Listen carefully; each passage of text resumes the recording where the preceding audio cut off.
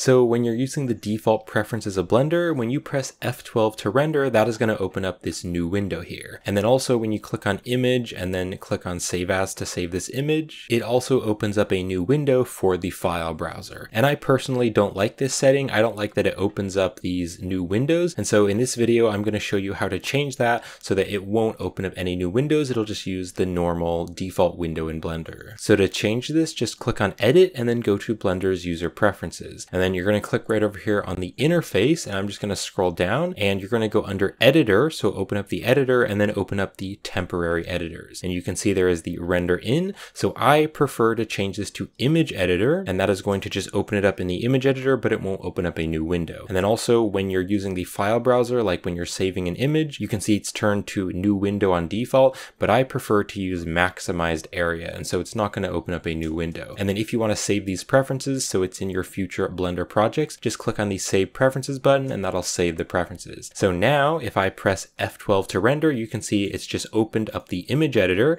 You can see right here, here's the image editor, but it hasn't opened up a new window, and I can just press escape and then that'll go back to the 3D view. And if I press F11, that's going to take me back to the render result. If I click on image and click on save as, you can see that it's opened up Blender's file browser, but again, it hasn't opened up a new window. It's just taken us to the file browser. So then you can just save your image, and that way you won't have to open up any new windows in Blender. So personally, I just prefer this. I prefer just using the one window in Blender. I don't really like having it opening up new windows. And so that is how you change that setting if you'd like to. So that's it for this video. I hope this was helpful, and thank you for watching.